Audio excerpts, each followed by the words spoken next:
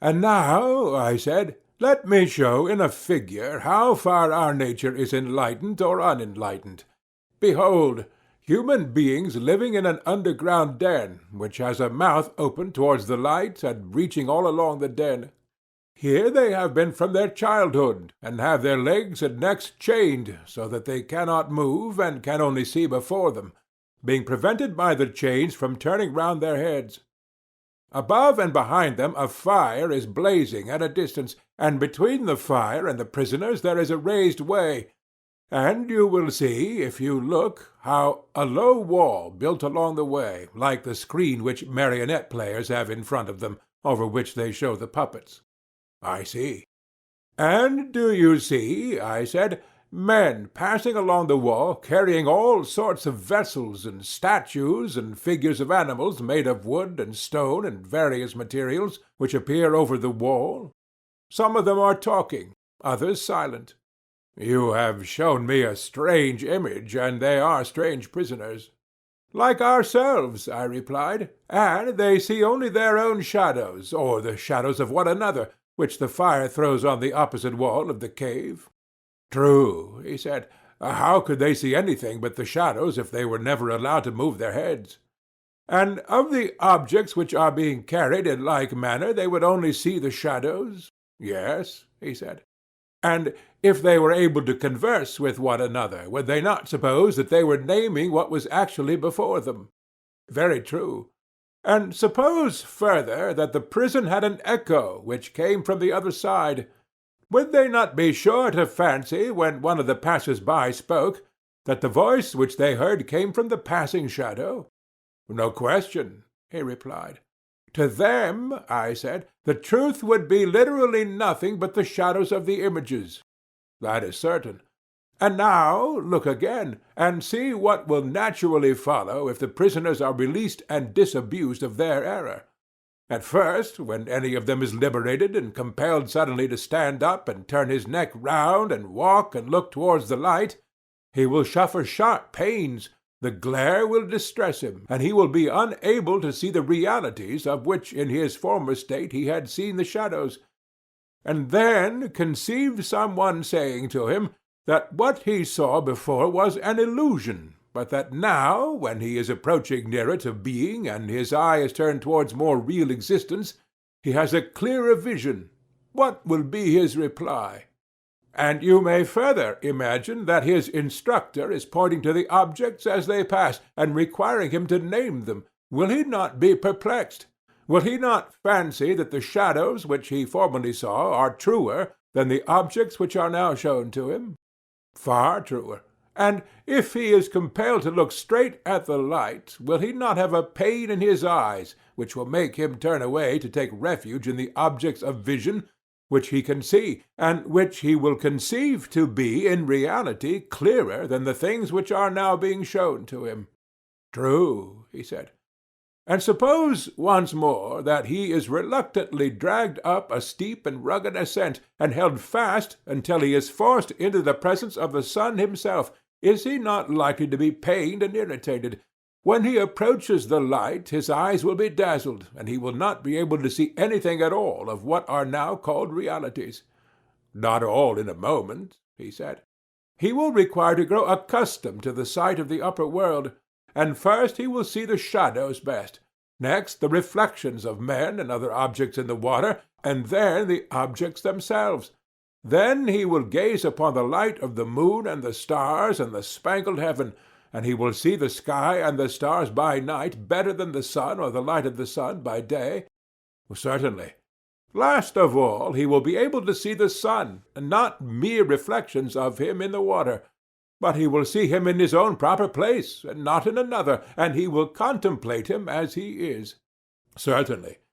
He will then proceed to argue that this is he who gives the season and the years, and is the guardian of all that is in the visible world, and in a certain way the cause of all things which he and his fellows have been accustomed to behold. Clearly, he said, he would first see the sun, and then reason about him. And when he remembered his old habitation, and the wisdom of the den, and his fellow prisoners, do you not suppose that he would felicitate himself on the change, and pity them? Certainly he would. And if they were in the habit of conferring honours among themselves on those who were quickest to observe the passing shadows, and to remark which of them went before, and which followed after, and which were together, and who were therefore best able to draw conclusions as to the future, do you think he would care for such honours and glories, or envy the possessors of them? Would he not say, with Homer, better to be the poor servant of a poor master, and to endure anything, rather than think as they do and live after their manner? Yes, I think he would rather suffer anything than entertain these false notions and live in this miserable manner. Imagine once more, I said, such an one coming suddenly out of the sun to be replaced in his old situation. Would he not be certain to have his eyes full of darkness? To be sure. And if there were a contest, and he had to compete in measuring the shadows with the prisoners who had never moved out of the den, while his sight was still weak, and before his eyes had become steady, and the time which would be needed to acquire this new habit of sight might be very considerable, would he not be ridiculous? Men would say of him that up he went and down he came without his eyes, and that it was better not even to think of ascending, and if any one tried to loose another and lead him up to the light, let them only catch the offender, and they would put him to death. No question, he said. This entire allegory, I said, you may now append, dear Glaucon, to the previous argument. The prison-house is the world of sight, the light of the fire is the sun, and you will not misapprehend me if you interpret the journey upwards to be the ascent of the soul into the intellectual world according to my poor belief, which at your desire I have expressed, whether rightly or wrongly, God knows.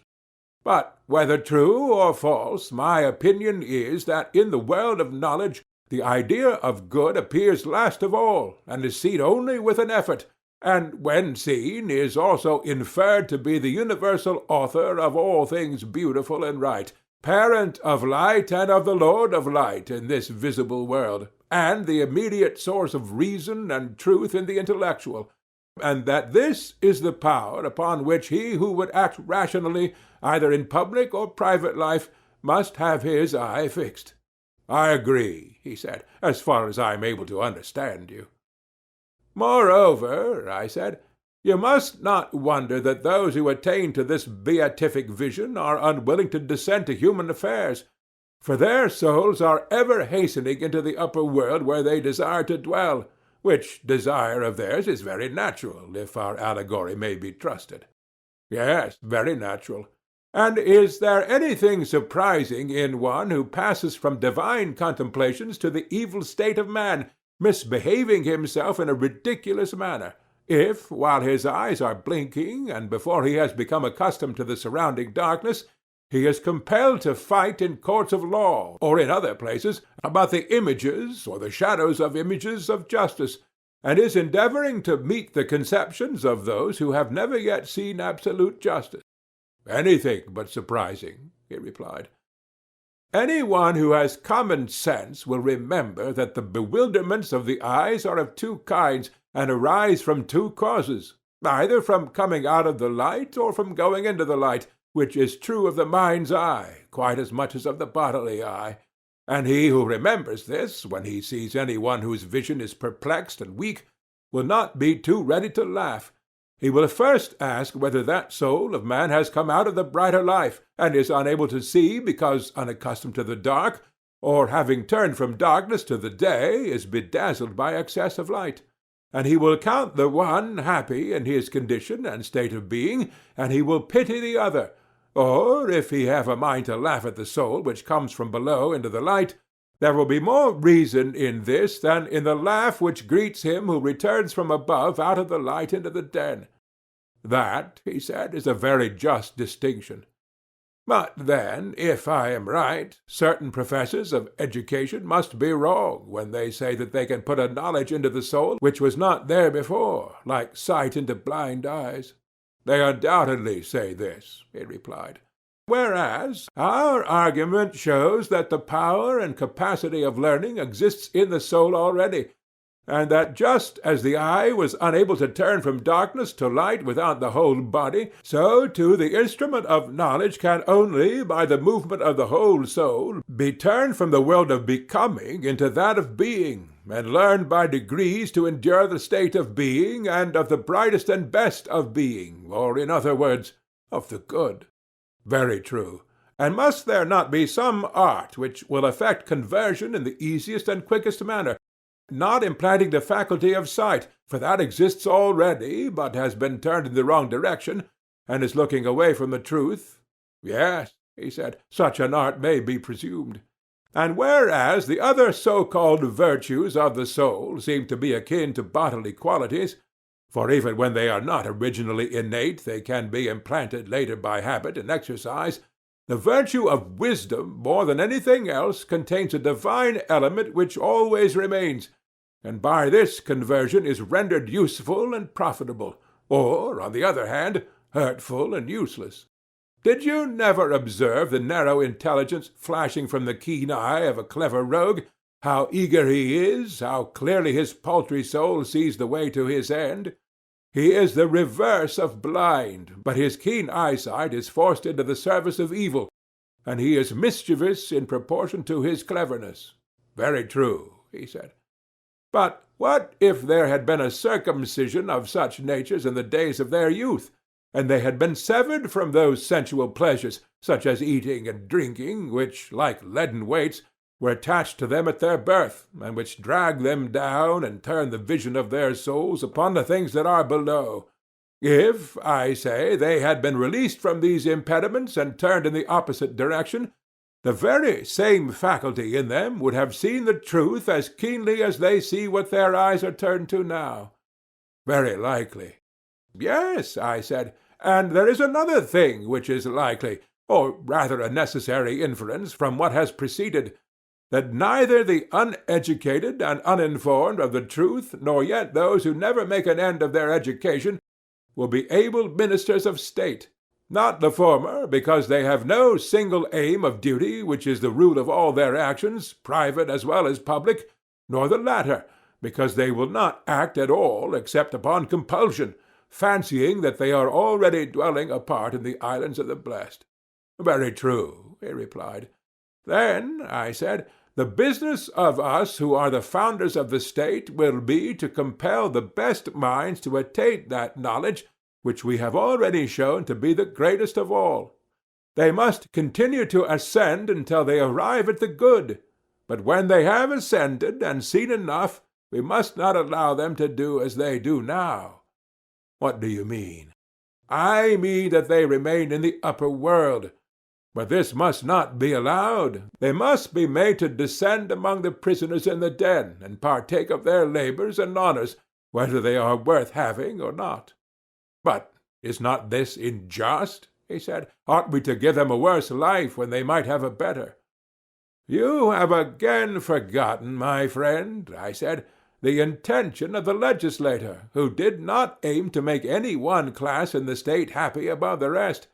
The happiness was to be in the whole state, and he held the citizens together by persuasion and necessity, making them benefactors of the state, and therefore benefactors of one another. To this end he created them, not to please themselves, but to be his instruments in binding up the state. True, he said, I had forgotten. Observe, Glaucon, that there will be no injustice in compelling our philosophers to have a care and providence of others. We shall explain to them that in other states men of their class are not obliged to share in the toils of politics, and this is reasonable, for they grow up at their own sweet will, and the government would rather not have them. Being self-taught, they cannot be expected to show any gratitude for a culture which they have never received. But we have brought you into the world to be rulers of the hive, kings of yourselves and of the other citizens, and have educated you far better and more perfectly than they have been educated, and you are better able to share in the double duty. Wherefore each of you, when his turn comes, must go down to the general underground abode, and get the habit of seeing in the dark. When you have acquired the habit, you will see 10,000 times better than the inhabitants of the den, and you will know what the several images are, and what they represent, because you have seen the beautiful and just and good in their truth. And thus our state, which is also yours, will be a reality, and not a dream only, and will be administered in a spirit unlike that of other states, in which men fight with one another about shadows only, and are distracted in the struggle for power, which in their eyes is a great good.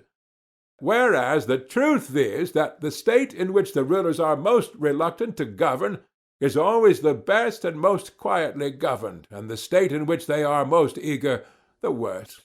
Quite true, he replied. And will our pupils, when they hear this, refuse to take their turn at the toils of state, when they are allowed to spend the greater part of their time with one another in the heavenly light? Impossible, he answered, for they are just men, and the commands which we impose upon them are just. There can be no doubt that every one of them will take office as a stern necessity, and not after the fashion of our present rulers of state. Yes, my friend, I said, and there lies the point. You must contrive for your future rulers another and a better life than that of a ruler, and then you may have a well-ordered state. For only in the state which offers this will they rule who are truly rich, not in silver and gold, but in virtue and wisdom, which are the true blessings of life. Whereas if they go to the administration of public affairs, poor and hungering after their own private advantage, thinking that hence they are to snatch the chief good, honor there can never be, for they will be fighting about office, and the civil and domestic broils which thus arise will be the ruin of the rulers themselves and of the whole state. Most true, he replied. And the only life which looks down upon the life of political ambition is that of true philosophy. Do you know of any other? Indeed, I do not. And those who govern ought not to be lovers of the task, for if they are, there will be rival lovers, and they will fight. No question.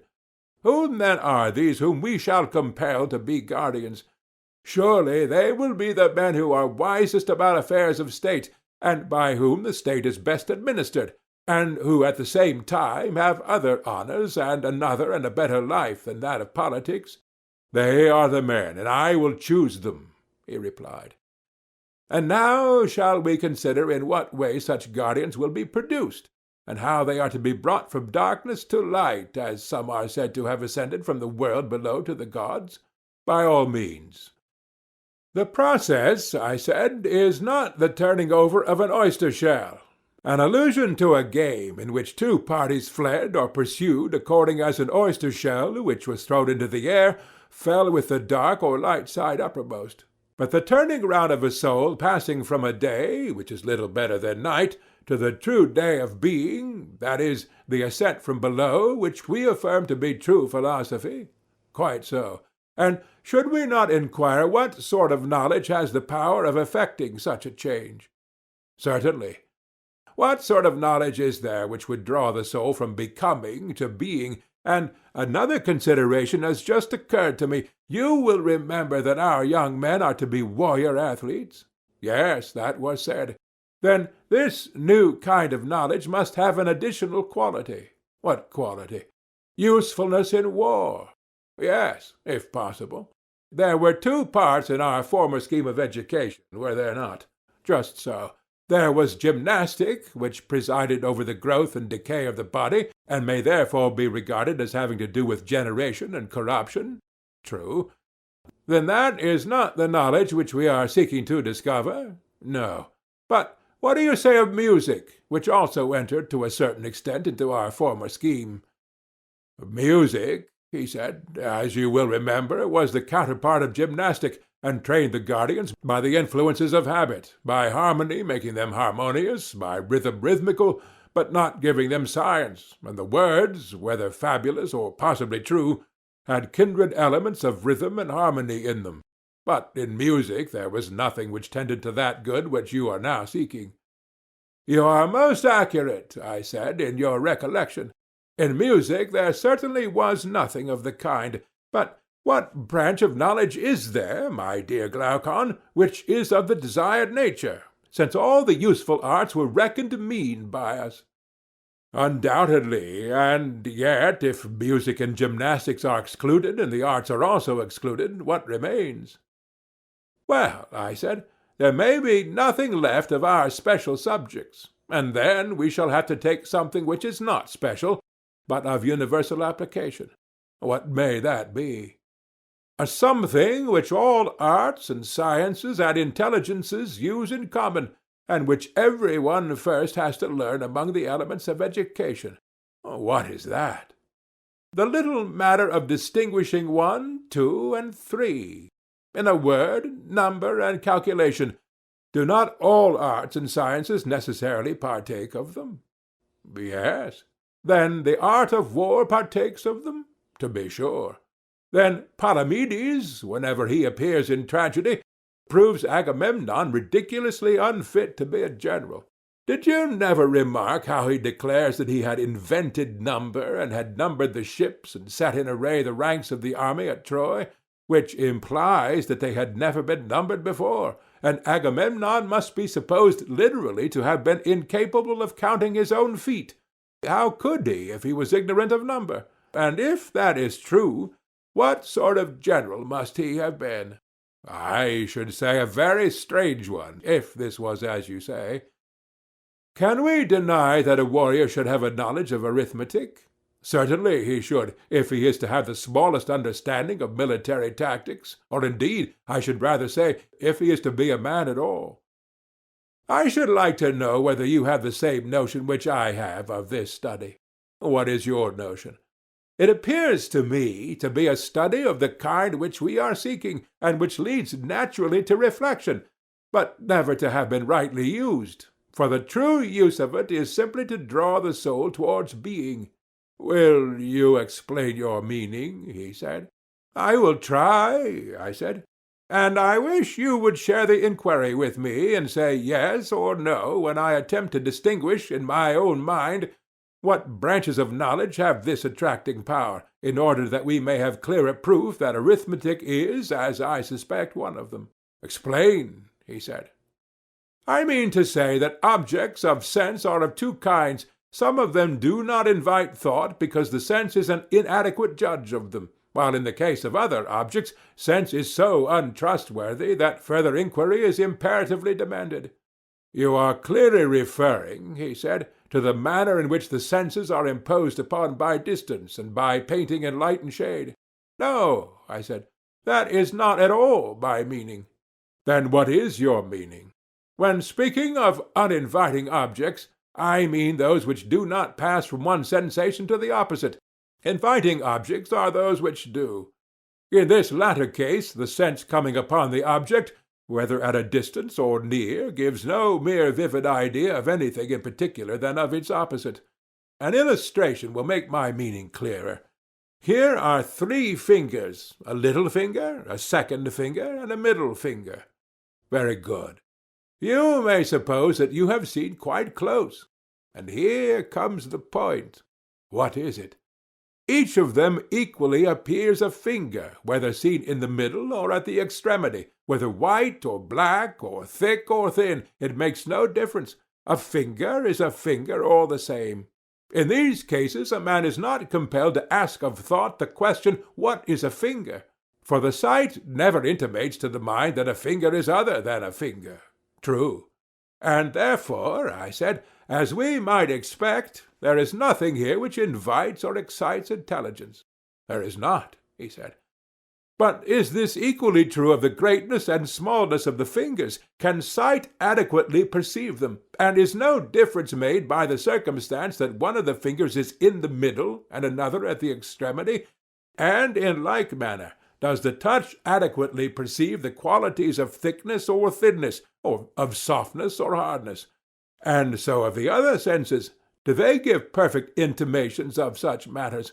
Is not their mode of operation on this wise? The sense which is concerned with the quality of hardness is necessarily concerned also with the quality of softness, and only intimates to the soul that the same thing is felt to be both hard and soft. You are quite right, he said. And must not the soul be perplexed at this intimation which the sense gives of a hard which is also soft? What, again, is the meaning of light and heavy, if that which is light is also heavy, and that which is heavy light? Yes, he said, these intimations which the soul receives are very curious and require to be explained. Yes, I said, and in these perplexities the soul naturally summons to her aid calculation and intelligence, that she may see whether the several objects announced to her are one or two. True. And if they turn out to be two, is not each of them one and different? Certainly. And if each is one, and both are two, she will conceive the two as in a state of division, for if they were undivided, they could only be conceived of as one. True. The eye certainly did see both small and great, but only in a confused manner. They were not distinguished. Yes. Whereas the thinking mind, intending to light up the chaos, was compelled to reverse the process, and look at small and great as separate and not confused. Very true. Was not this the beginning of the inquiry, what is great and what is small?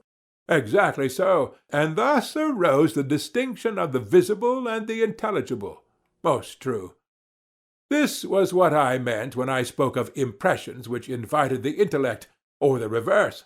Those which are simultaneous with opposite impressions invite thought.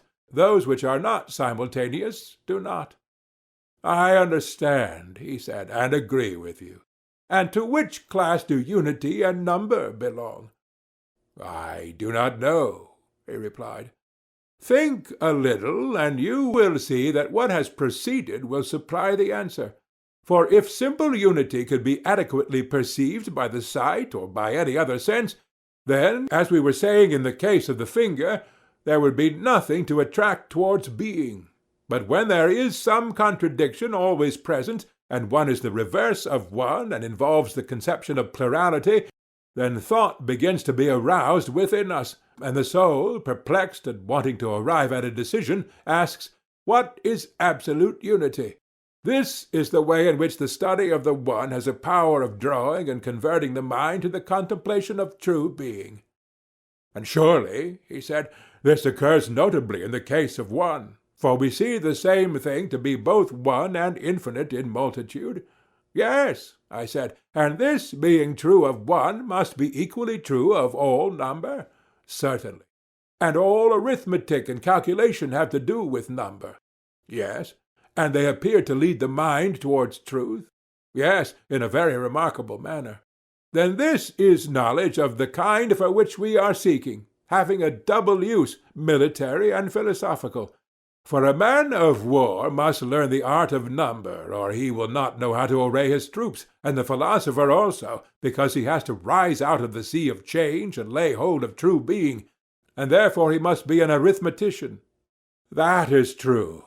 And our guardian is both warrior and philosopher? Certainly. Then this is a kind of knowledge which legislation may fitly prescribe, and we must endeavor to persuade those who are to be the principal men of our state to go and learn arithmetic, not as amateurs, but they must carry on the study until they see the nature of numbers with the mind only, nor again like merchants or retail traders, with a view to buying or selling, but for the sake of their military use, and of the soul herself, and because this will be the easiest way for her to pass from becoming to truth and being.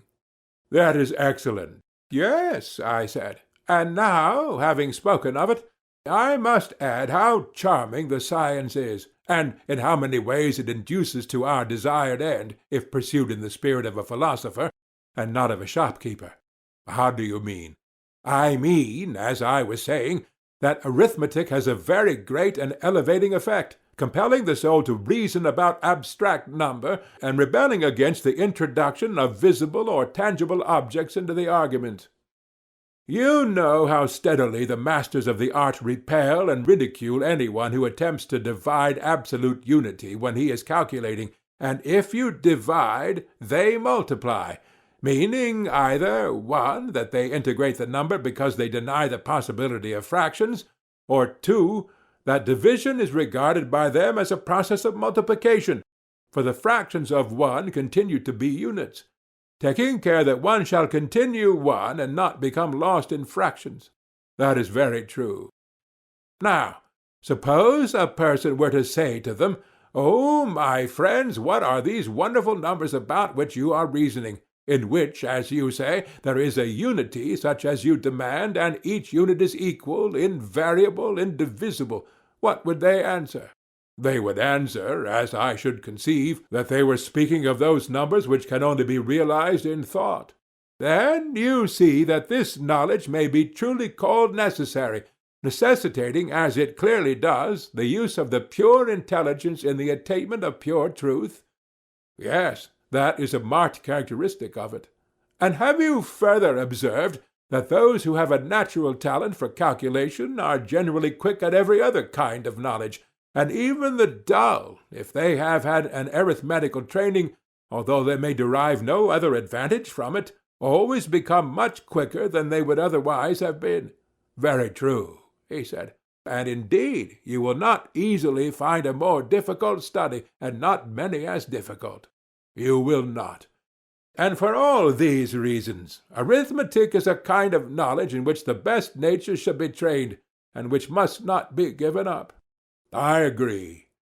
Let this then be made one of our subjects of education. And next we shall inquire whether the kindred science also concerns us. You mean geometry? Exactly so. Well, clearly, he said, we are concerned with that part of geometry which relates to war. For in pitching a camp, or taking up a position, or closing and extending the lines of an army, or any other military maneuver, whether in actual battle or on a march, it will make all the difference whether a general is or is not a geometrician. Yes, I said, but for that purpose a very little of either geometry or calculation will be enough. The question relates rather to the greater and more advanced part of geometry, whether that tends in any degree to make more easy the vision of the idea of good. And thither, as I was saying, all things tend which compel the soul to turn her gaze towards that place where is the full perfection of being, which she ought by all means to behold. True. Then, if geometry compels us to view being, it concerns us; if becoming only, it does not concern us. Yes, that is what we assert. Yet anybody who has the least acquaintance with geometry will not deny that such a conception of the science is in flat contradiction to the ordinary language of geometricians. How so? They have in view practice only, and are always speaking, in a narrow and ridiculous manner, of squaring and extending and applying, and the like. They confuse the necessities of geometry with those of daily life, whereas knowledge is the real object of the whole science. Certainly, he said. Then must not a further admission be made? What admission? That the knowledge at which geometry aims is knowledge of the eternal, and not of aught perishing and transient. That, he replied, may be readily allowed, and is true. Then, my noble friend, geometry will draw the soul towards truth, and create the spirit of philosophy, and raise up that which is now unhappily allowed to fall down. Nothing will be more likely to have such an effect. Then nothing shall be more sternly laid down than that the inhabitants of your fair city should by all means learn geometry. Moreover, the science has indirect effects which are not small. Of what kind? He said. There are the military advantages of which we spoke, I said, and in all departments of knowledge, as experience proves, any one who has studied geometry is infinitely quicker of apprehension than any one who has not. Yes, indeed, he said, there is an infinite difference between them. Then shall we propose this as a second branch of knowledge which our youth will study? Let us do so, he replied. And suppose we make astronomy the third. What do you say? I am strongly inclined to it, he said. The observation of the seasons and of months and years is as essential to the general as it is to the farmer or sailor. I am amused, I said, at your fear of the world, which makes you guard against the appearance of insisting upon useless studies, and I quite admit the difficulty of believing that in every man there is an eye of the soul which, when by other pursuits lost and dimmed, is by these purified and re-illumined, and is more precious far than 10,000 bodily eyes, for by it alone is truth seen. Now, there are two classes of persons, one class of those who will agree with you and will take your words as a revelation, another class to whom you will be utterly unmeaning, and who will naturally deem them to be idle tales, for they see no sort of profit which is to be obtained from them. And therefore you had better decide at once with which of the two you are proposing to argue. You will very likely say with neither, and that your chief aim in carrying on the argument is your own improvement. At the same time you do not grudge to others any benefit which they may receive. I think that I should prefer to carry on the argument mainly on my own behalf. Then take a step backward, for we have gone wrong in the order of the sciences. What was the mistake? He said.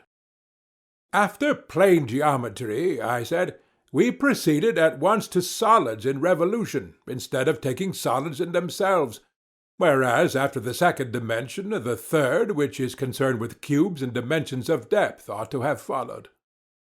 That is true, Socrates, but so little seems to be known as yet about these subjects. Why, yes, I said, and for two reasons. In the first place, no government patronizes them. This leads to a want of energy in the pursuit of them, and they are difficult. In the second place, students cannot learn them unless they have a director. But then a director can hardly be found, and even if he could, as matters now stand, the students, who are very conceited, would not attend to him. That, however, would be otherwise if the whole state became the director of these studies and gave honor to them. Then disciples would want to come, and there would be continuous and earnest search, and discoveries would be made. Since even now, disregarded as they are by the world, and maimed of their fair proportions, and although none of their votaries can tell the use of them, still these studies force their way by their natural charm, and very likely, if they had the help of the state, they would some day emerge into light. Yes, he said, there is a remarkable charm in them, but I do not clearly understand the change in the order. First you began with a geometry of plane surfaces? Yes, I said. And you placed astronomy next, and then you made a step backward. Yes, and I have delayed you by my hurry. The ludicrous state of solid geometry, which, in natural order, should have followed, made me pass over this branch and go on to astronomy, or motion of solids. True. Then, assuming that the science now omitted would come into existence if encouraged by the state, let us go on to astronomy, which will be fourth. The right order, he replied. And now, Socrates, as you rebuked the vulgar manner in which I praised astronomy before, my praise shall be given in your own spirit. For every one, as I think, must see that astronomy compels the soul to look upwards, and leads us from this world to another. Every one but myself, I said. To every one else this may be clear, but not to me. And what then would you say? I should rather say that those who elevate astronomy into philosophy appear to me to make us look downwards and not upwards. What do you mean? He asked. You, I replied, have in your mind a truly sublime conception of our knowledge of the things above, and I dare say that if a person were to throw his head back and study the fretted ceiling, you would still think that his mind was the percipient, and not his eyes. And you are very likely right, and I may be a simpleton, but in my opinion that knowledge only which is of being and of the unseen can make the soul look upwards, and whether a man gapes at the heavens or blinks on the ground, seeking to learn some particular of sense, I would deny that he can learn, for nothing of that sort is matter of science. His soul is looking downwards, not upwards, whether his way to knowledge is by water or by land, whether he floats or only lies on his back. I acknowledge, he said, the justice of your rebuke. Still, I should like to ascertain how astronomy can be learned in any manner more conducive to that knowledge of which we were speaking. I will tell you, I said. The starry heaven which we behold is wrought upon a visible ground, and therefore, although the fairest and most perfect of visible things, must necessarily be deemed inferior far to the true motions of absolute swiftness and absolute slowness, which are relative to each other and carry with them that which is contained in them, in the true number and in every true figure. Now these are to be apprehended by reason and intelligence, but not by sight. True, he replied. The spangled heavens should be used as a pattern, and with a view to that higher knowledge. Their beauty is like the beauty of figures or pictures excellently wrought by the hand of Daedalus, or some other great artist, which we may chance to behold. Any geometrician who saw them would appreciate the exquisiteness of their workmanship, but he would never dream of thinking that in them he could find the true equal or the true double, or the truth of any other proportion. No, he replied, such an idea would be ridiculous. And will not a true astronomer have the same feeling when he looks at the movements of the stars? Will he not think that heaven and the things in heaven are framed by the Creator of them in the most perfect manner? But he will never imagine that the proportions of night and day, or of both to the month, or of the month to the year, or of the stars to these and to one another, and any other things that are material and visible, can also be eternal, and subject to no deviation. That would be absurd, and it is equally absurd to take so much pains in investigating their exact truth. I quite agree, though I never thought of this before. Then, I said, in astronomy, as in geometry, we should employ problems, and let the heavens alone if we would approach the subject in the right way, and so make the natural gift of reason to be of any real use. That, he said, is a work infinitely beyond our present astronomers.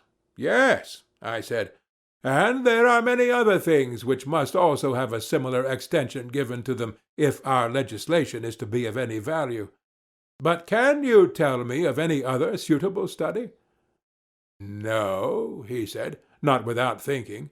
Motion, I said, has many forms, and not one only. 2 of them are obvious enough even to wits no better than ours, and there are others, as I imagine, which may be left to wiser persons. But where are the 2? There is a second, I said, which is the counterpart of the one already named. And what may that be? The second, I said, would seem relatively to the ears to be what the first is to the eyes. For I conceive that as the eyes are designed to look up at the stars, so are the ears to hear harmonious motions, and these are sister sciences, as the Pythagoreans say, and we, Glaucon, agree with them. Yes, he replied. But this, I said, is a laborious study, and therefore we had better go and learn of them, and they will tell us whether there are any other applications of these sciences. At the same time we must not lose sight of our own higher object. What is that? There is a perfection which all knowledge ought to reach, and which our pupils ought also to attain, and not to fall short of, as I was saying that they did in astronomy. For in the science of harmony, as you probably know, the same thing happens. The teachers of harmony compare the sounds and consonances which are heard only, and their labor, like that of the astronomers, is in vain. Yes, by heaven, he said, and 'tis as good as a play to hear them talking about their condensed notes, as they call them. They put their ears close alongside of the strings, like persons catching a sound from their neighbor's wall, one set of them declaring that they distinguish an intermediate note, and have found the least interval which should be the unit of measurement, the others insisting that the 2 sounds have passed into the same, either party setting their ears before their understanding. You mean, I said, those gentlemen who tease and torture the strings and rack them on the pegs of the instrument. I might carry on the metaphor, and speak after their manner of the blows which the plectrum gives, and make accusations against the strings, both of backwardness and forwardness to sound. But this would be tedious, and therefore I will only say that these are not the men, and that I am referring to the Pythagoreans, of whom I was just now proposing to inquire about harmony. For they too are in error, like the astronomers, They investigate the numbers of the harmonies which are heard, but they never attain to problems. That is to say, they never reach the natural harmonies of number, or reflect why some numbers are harmonious and others not. That, he said, is a thing of more than mortal knowledge. A thing, I replied, which I would rather call useful. That is, if sought after with a view to the beautiful and good, but if pursued in any other spirit, useless. Very true, he said.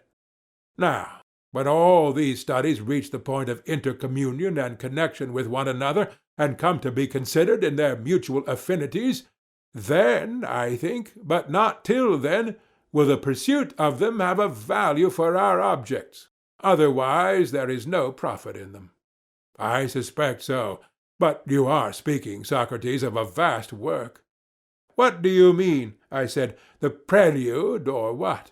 Do you not know that all this is but the prelude to the actual strain which we have to learn? For you surely would not regard the skilled mathematician as a dialectician. Oh, surely not, he said. I have hardly ever known a mathematician who was capable of reasoning. But do you imagine that men who are unable to give and take a reason will have the knowledge which we require of them?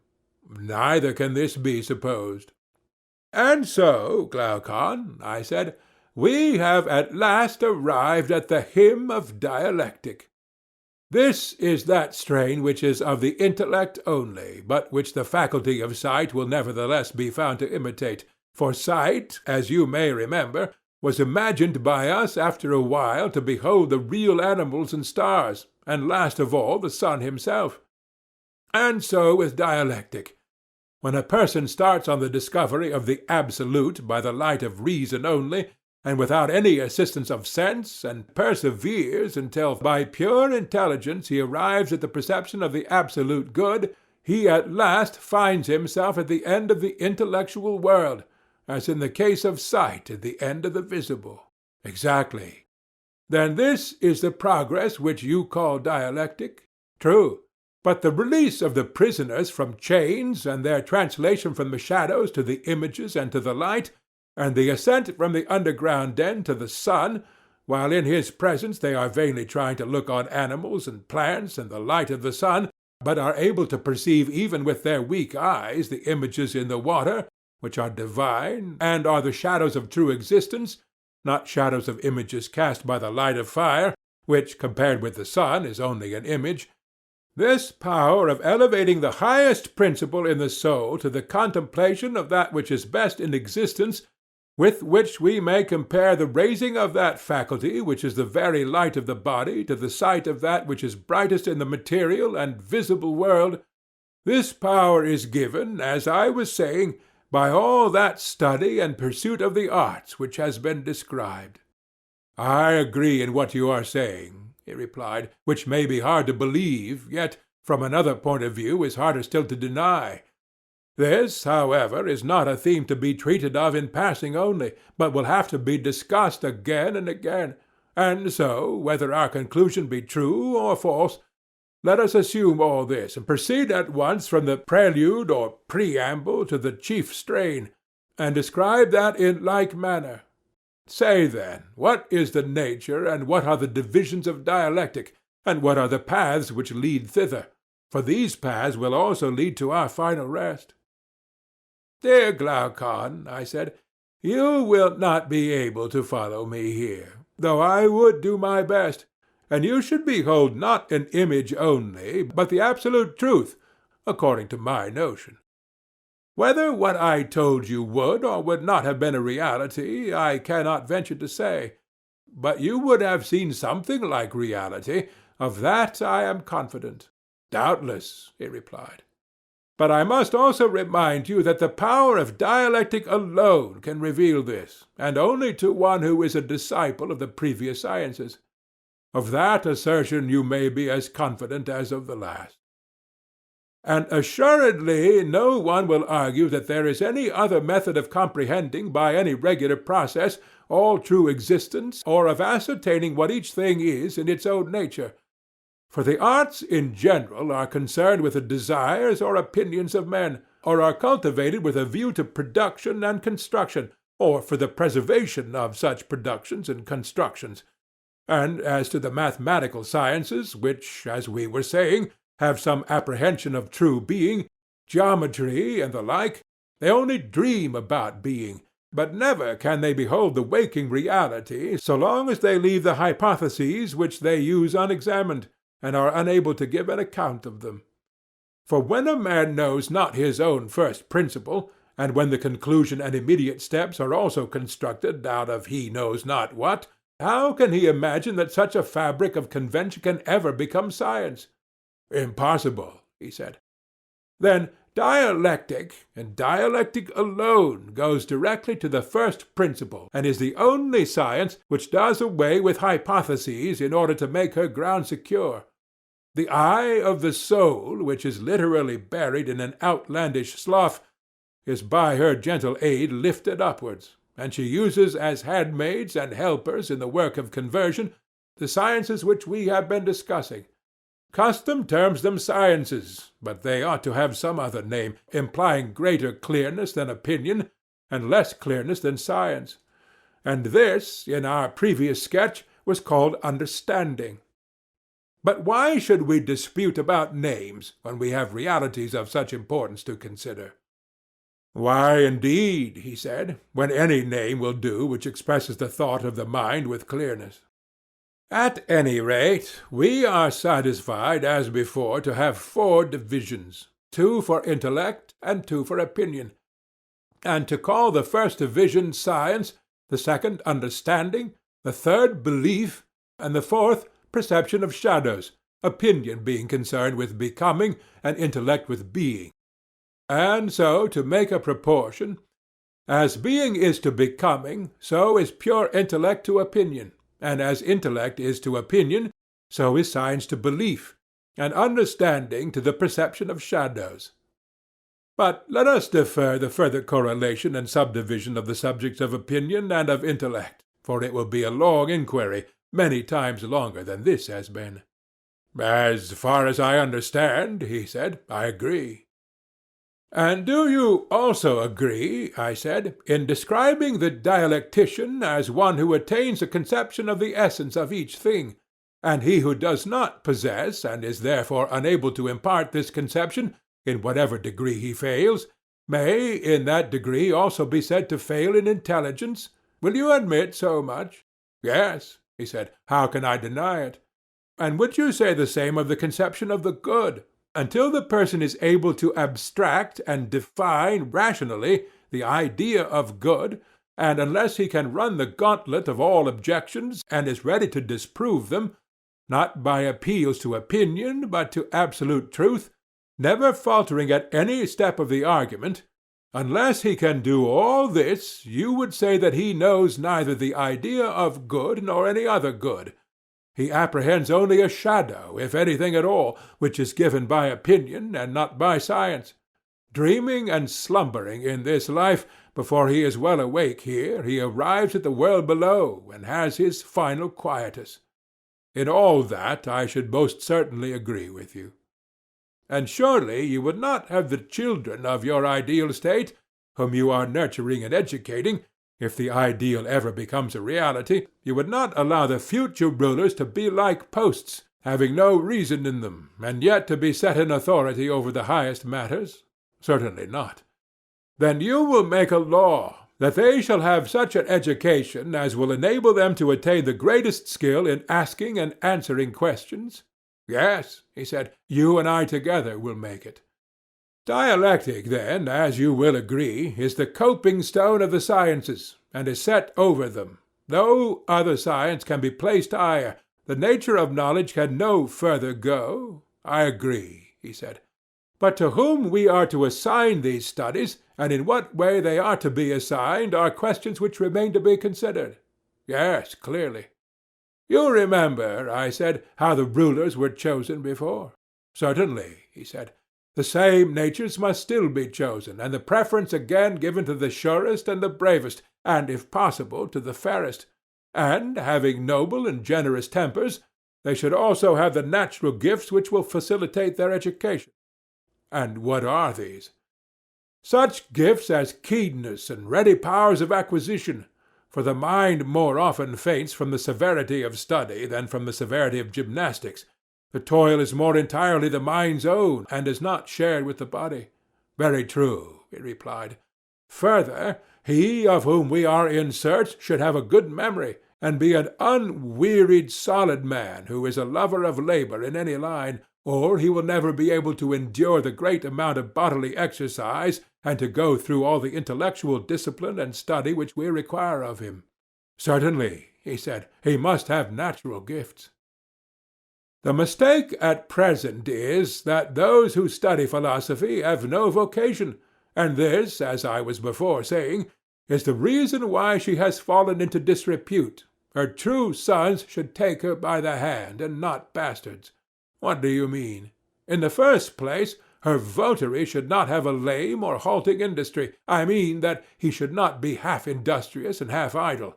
As, for example, when a man is a lover of gymnastic and hunting and all other bodily exercises, but a hater rather than a lover of the labor of learning or listening or inquiring, or the occupation to which he devotes himself may be of an opposite kind, and he may have the other sort of lameness.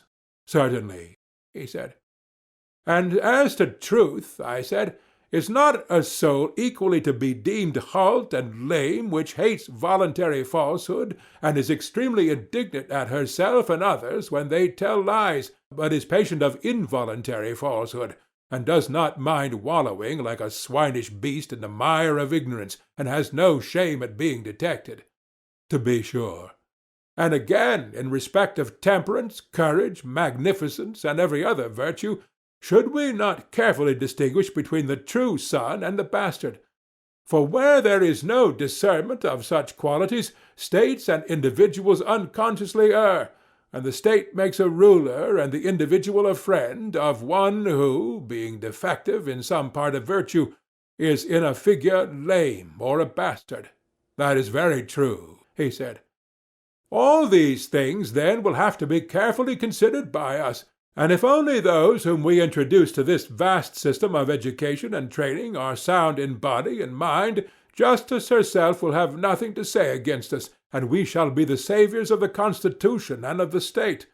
But if our pupils are men of another stamp, the reverse will happen, and we shall pour a still greater flood of ridicule on philosophy than she has to endure at present. That would not be creditable. Certainly not, I said. And yet, perhaps, in thus turning jest into earnest, I am equally ridiculous. Certainly not, I said. And yet, perhaps, in thus turning jest into earnest, I am equally ridiculous. In what respect? I had forgotten, I said, that we were not serious and spoke with too much excitement. For when I saw philosophy so undeservedly trampled under foot of men, I could not help feeling a sort of indignation at the authors of her disgrace, and my anger made me too vehement.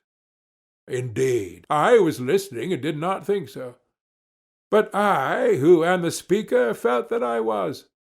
And now let me remind you that, although in our former selection we chose old men, we must not do so in this. Solon was under a delusion when he said that a man when he grows old may learn many things, for he can no more learn much than he can run much. Youth is the time for any extraordinary toil. Of course. And, therefore, calculation and geometry and all the other elements of instruction, which are a preparation for dialectic, should be presented to the mind in childhood, not, however, under any notion of forcing our system of education.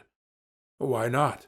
Because a free man ought not to be a slave in the acquisition of knowledge of any kind.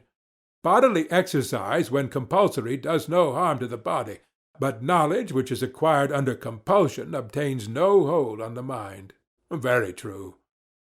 Then, my good friend, I said, do not use compulsion, but let early education be a sort of amusement. You will then be better able to find out the natural bent. That is a very rational notion, he said. Do you remember that the children, too, were to be taken to see the battle on horseback, and that if there were no danger they were to be brought close up, and like young hounds have a taste of blood given them? Yes, I remember.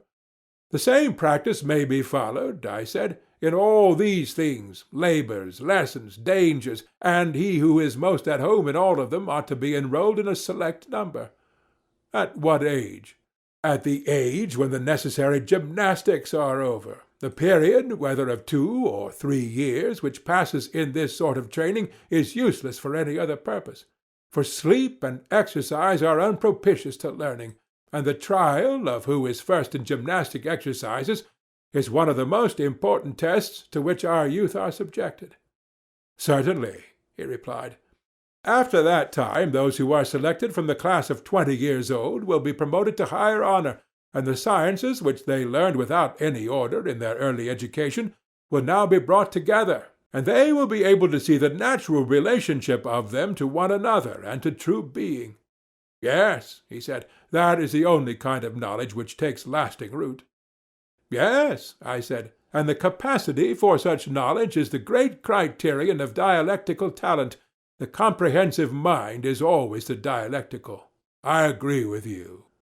These, I said, are the points which you must consider, and those who have most of this comprehension, and who are the most steadfast in their learning, and in their military and other appointed duties, when they have arrived at the age of 30, have to be chosen by you out of the select class, and elevated to higher honor, and you will have to prove them by the help of dialectic, in order to learn which of them is able to give up the use of sight and the other senses, and in company with truth to attain absolute being. And here, my friend, great caution is required. Why great caution? Do you not remark, I said, how great is the evil which dialectic has introduced? What evil? He said. The students of the art are filled with lawlessness. Quite true, he said. Do you think that there is anything so very unnatural or inexcusable in their case? Or will you make allowance for them? In what way make allowance? I want you, I said, by way of parallel, to imagine a supposititious son who is brought up in great wealth. He is one of a great and numerous family, and has many flatterers.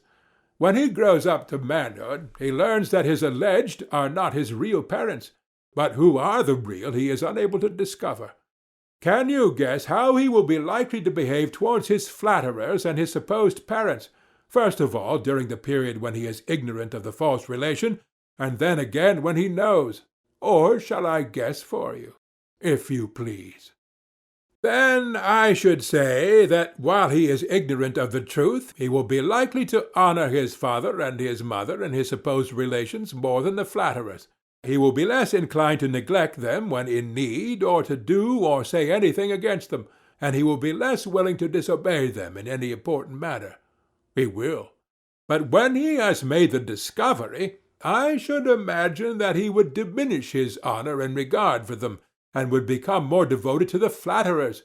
Their influence over him would greatly increase. He would now live after their ways, and openly associate with them, and, unless he were of an unusually good disposition, he would trouble himself no more about his supposed parents or other relations. Well, all that is very probable, but how is the image applicable to the disciples of philosophy? In this way. You know that there are certain principles about justice and honor which are taught us in childhood, and under their parental authority we have been brought up, obeying and honoring them. That is true. There are also opposite maxims and habits of pleasure which flatter and attract the soul, but do not influence those of us who have any sense of right, and they continue to honor and obey the maxims of their fathers. True. Now, when a man is in this state, and the questioning spirit asks what is fair or honorable, and he answers as the legislator has taught him, and then arguments many and diverse refute his words, until he is driven into believing that nothing is honorable any more than dishonorable, or just and good any more than the reverse, and so all of the notions which he most valued, do you think that he will still honor and obey them as before? Impossible. And when he ceases to think them honourable and natural as heretofore, and he fails to discover the true, can he be expected to pursue any life other than that which flatters his desires? He cannot.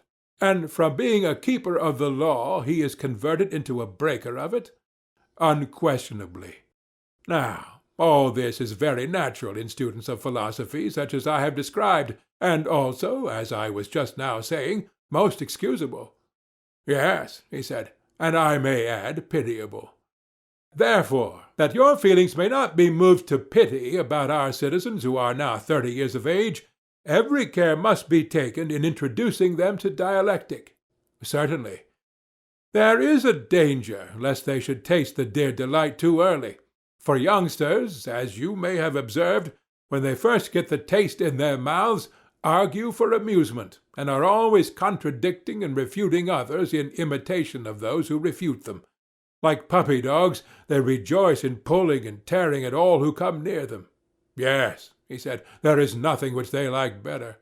And when they have made many conquests, and received defeats at the hands of many, they violently and speedily get into a way of not believing anything which they believed before, and hence, not only they, but philosophy and all that relates to it is apt to have a bad name with the rest of the world.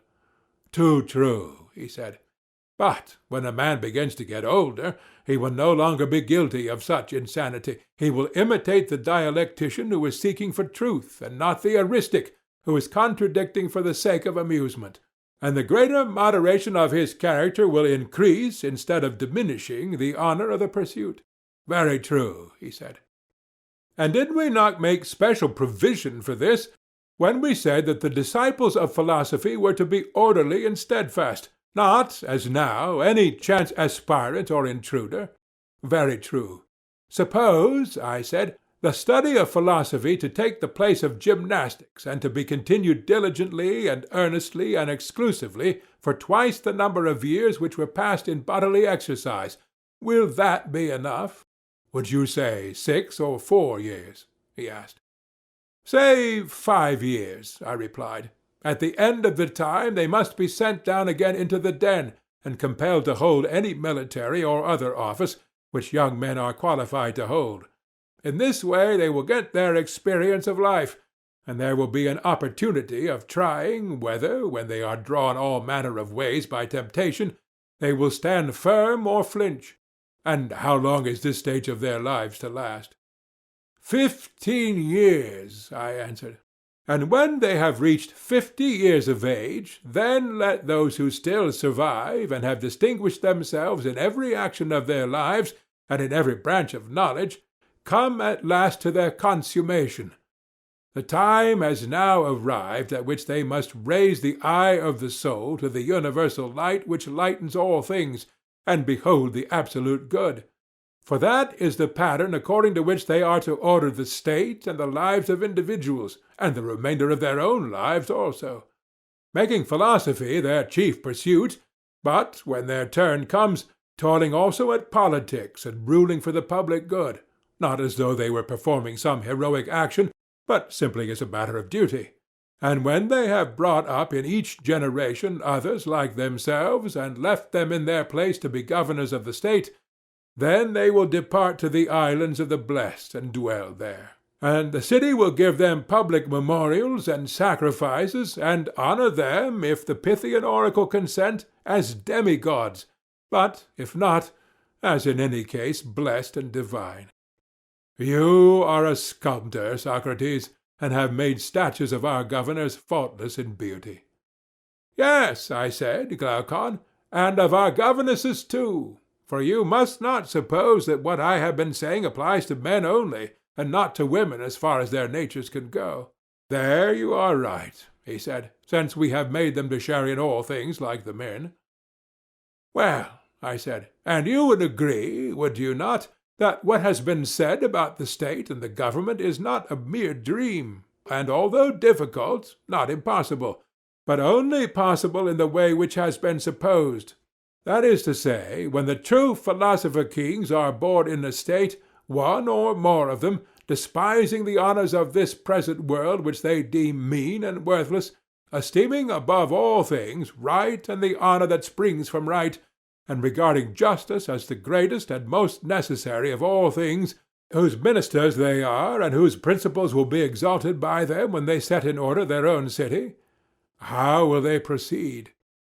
They will begin by sending out into the country all the inhabitants of the city who are more than 10 years old, and will take possession of their children, who will be unaffected by the habits of their parents. These they will train in their own habits and laws, I mean in the laws which we have given them. And in this way the state and constitution of which we were speaking will soonest and most easily attain happiness, and the nation which has such a constitution will gain most. Yes, that will be the best way. And I think, Socrates, that you have very well described how, if ever, such a constitution might come into being. Enough, then, of the perfect state, and of the man who bears its image. There is no difficulty in seeing how we shall describe him. There is no difficulty, he replied, and I agree with you in thinking that nothing more need be said.